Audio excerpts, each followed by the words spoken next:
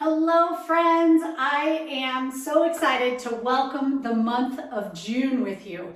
I have been working on some really big dreams and they're scary, right? You have to, if you want to be an entrepreneur, if you want to be a leader, if you want to grow your career, if you're that game changer, visionary type, you've got to embrace some scary stuff. I was just teaching my daughter about the types of employees that exist in the world. And I often use the normal distribution curve. I'm a math geek, science geek. And so I use the normal distribution curve and I teach her what most employees do, right? Most employees wait for the leader to deliver workload and they complete that. That's the norm, if you will. If you picture that good old bell curve, the majority of people do their work in that way. I need her to do her work in a way that doesn't create more work for me. So, and that's what leaders need too, right? I found myself kind of embracing a lot of my corporate leadership and educational leadership and political leadership skills in this parenting conversation. And I said, okay, so then if we take that same distribution curve and we say, okay, we're going to exceed the norm. That's good. What does great look like? Great looks like we discussed a problem and you solved it. That's great. You did a great job. What I really need is extraordinary. And I think a lot of leaders need this in the workplace. I know as parents, we want this from our kids. Here's how you get them to give it to you, right? You have to explain what is good, great, and extraordinary. When we have those delineating markers, it sticks with our brain in our long-term memory and retention centers. So I said, here's what extraordinary looks like. Extraordinary, for those of you who want the promotion, who want to be the category of one, who want to have a greater influence, that requires something different. That requires, don't just do the work like everybody else would. That requires you to have foresight, see the problem, solve it, and capture success, and then communicate that. So that's what I told my daughter I need from her in this particular role. I said, I don't want to be micromanaging you. It's easier for me to do it myself.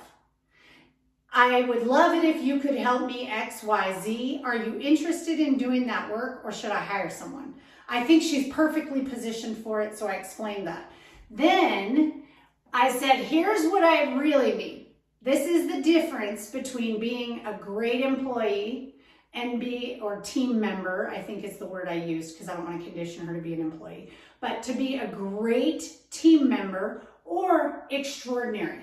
I remember the moment when I went into my boss's office last year and interest rates were rising. My home that I was under contract on was $1.7 million. And I knew there was a chance I would fall out of qualification if rates continued to rise to a certain level. And I was having conversations with another company, a real big hotshot that starts with the letter G, yet I didn't really want to leave. Starting a new career field takes a lot of effort, right? And so I went in and I said, here's the conversation I'm having. They're willing to pay me $60,000 a year more than I'm making right now.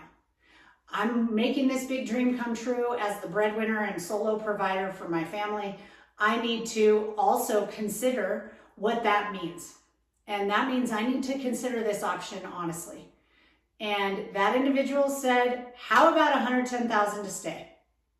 I want everyone to be positioned that way in their careers. I want you to be able to walk into that office, confident as you can be. Truth be told, my armpits were sweaty. I had that butterfly feeling, the shakes and jitters that I always get.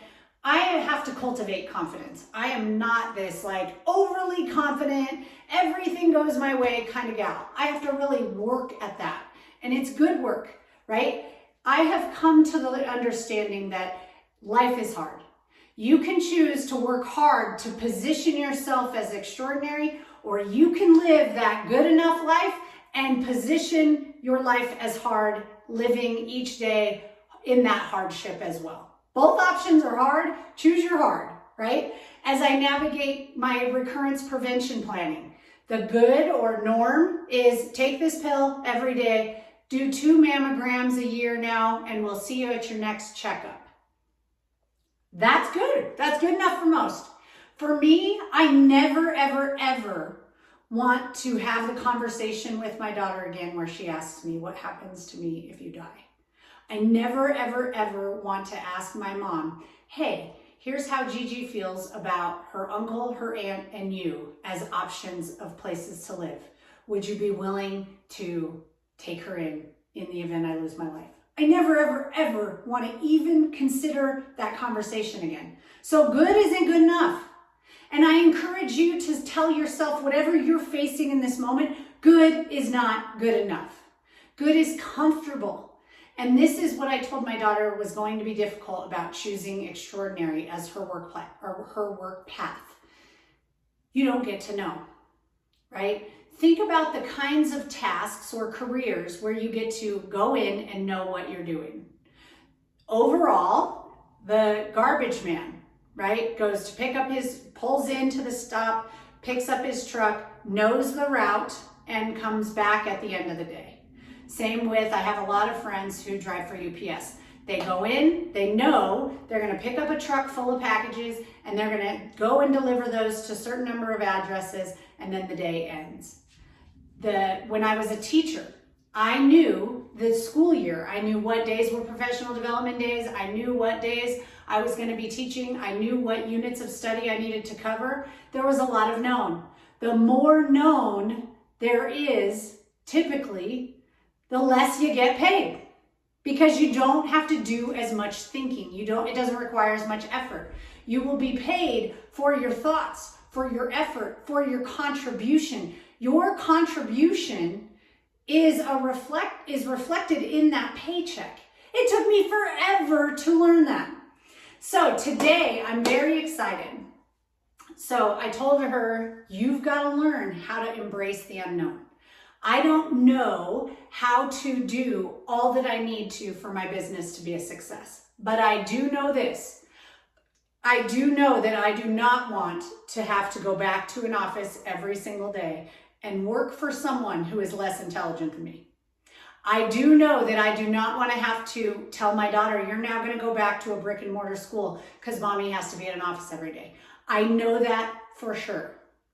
So what I also know is that I have to embrace the unknown. I have to cultivate a new who. We were asked the wrong question growing up. We were asked, what do you want to be when you grow up? What we should have been asked is, who do you want to be when you grow up? And so I'm launching, my podcast launches today, which is why I'm live. I was told not to dance on camera, so let's do it. Oh yeah, baby, we're gonna dance. Why? Because someone said not to. And it's okay to break free from what someone else said because of their pain and insecurity. I want you to own that moment. So let's do a little dance. Ooh, ooh. You know what comes next. And so what we're gonna do is launch the podcast today. Is it perfect? No. Is there sound errors in there? Yes. Is the intro and outro all figured out? No. If I waited until that moment, that podcast would never be in the world. So I had to learn progress over perfection, get it done, and then refine and iterate. That's a lesson from the Agile Tech playbook. You've got waterfall methodologies and agile methodologies. We're embracing agile here. So that just means dive in, and then you learn to swim. You build the plane while it's in flight. I challenge you, Google building planes in the air on YouTube. And oh my gosh, you'll see the most fun, the funniest. I was combining funniest and most fun. The funniest video on building planes while they're flying. And that's what we have to do in life if we want to escape the norm. Often we want to escape the norm, but we continue with the patterns of behavior that got us there in the first place.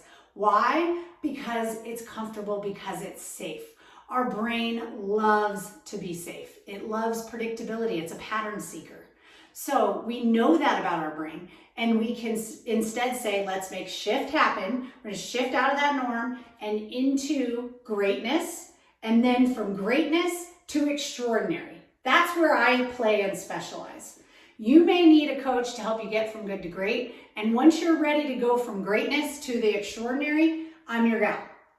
Today's June 1st, so I'm launching my own new scorecard. I'm super excited about it. How cool is that? What I love about using a scorecard to measure my monthly progress is that what you see in column A changes over time. What you see there is I am now 6 months into my cancer journey. That is 6 months of what I've noticed works best for me in my recurrence prevention planning. I've been keeping a scorecard for maybe 5 years-ish. I used that as a tool to build wealth. I used it as a tool to master money because I noticed that those were the things that laid the foundation for me to overcome self-doubt, insecurities, and that darn "I'm not blank enough" statement that seems to replay in my mind. The biggest thing that I want for every one of my listeners is to never have to worry about your worth or your wealth again. Let me say that again. I want you to never worry about your worth or your wealth again. I spent so many years of my life battling difficult life circumstances, battling through divorce, through unplanned pregnancy, through having to share my child with someone who was not even her biological father and claimed legal rights to her after charging me with kidnapping when I left. Is that not? I still can't believe that's a part of my life story. And I'm excited. I'm actually stuck right now in my writing journey of my book because I'm writing about that. And I'm like, it's so unbelievable I can barely even write about it. So I've got clarity. It takes some time to gain business clarity, right? So for those of you who are launching your business, be patient with yourself, my friends. Keep the scorecard. Those are the things that matter most. Those are the things that will lead you to clarity. Those will be your behavioral objectives so that you behave your way into the extraordinary life that is meant for you. So today launches the podcast. My rough draft of my book is due tomorrow. I am nervous as all can be. I feel like I'm about halfway there. Based on my outline, I'm 2/3 the way there. I have been working on it for a month and I have no clue how I'm going to get that last third done in one day. However, it will happen. It only needs to be a rough draft. I'm in the rough draft rally phase. So with that being said, the book's coming. Then my favorite part. Because if you're like me, there's times where you feel alone and you feel like no one else understands. I felt like I was alone a lot as a single mom. I see other families or other women who have a man financially supporting them. And for a long time, I thought, I wish I could have that. Then I realized, honey, there ain't no Prince Charming coming to save you, so you better earn it yourself. And it was the best decision I ever made. And then I learned to use real estate as my secondary income. So the man of the house is literally the house. And that is what helped me start to have dual income as a solo earner. I also learned to leverage other investments. And so I titled my podcast Millionaire Moms for a reason. Not because you have to be a millionaire to listen, but because you don't need to worry about your wealth or your worth anymore. I'm going to roll with that. That's my 1 o'clock, one prayer for 1 minute at 1 o'clock alert from my pastor that just popped in and got us a little off track. And now I've got my camera off cue. Woo-wee! That must mean it's time to wrap it up. So, one prayer for 1 minute at 1 o'clock. That's also something I don't have on my scorecard that I need to add. So you'll notice that your scorecard is just what you're going to experiment or explore this month to help you lay that foundation so that you can claim your worth and your wealth in this life. We will all likely earn $1 million in our lifetime.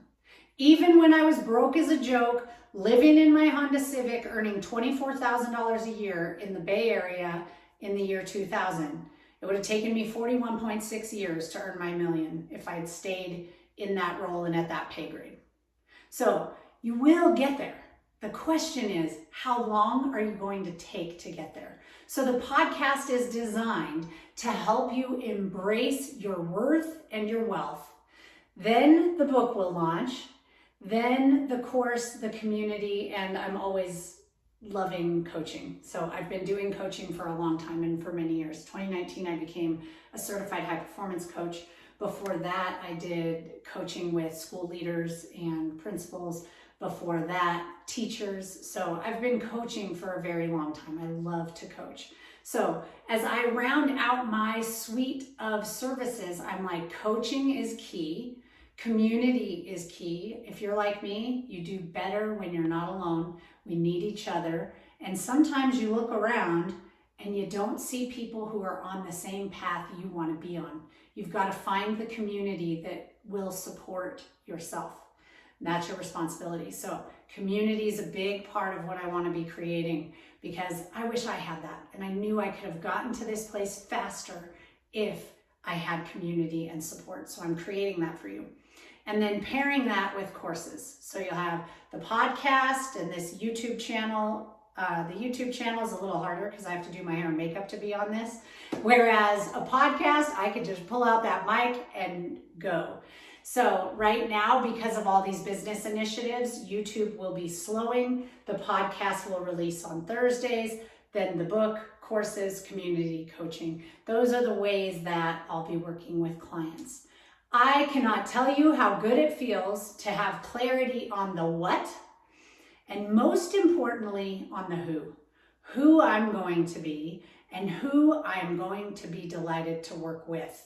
That sadly took a really long time. These are things that for those of you entering entrepreneurship or aspiring to enter that space, it'll take some time. Give yourself grace.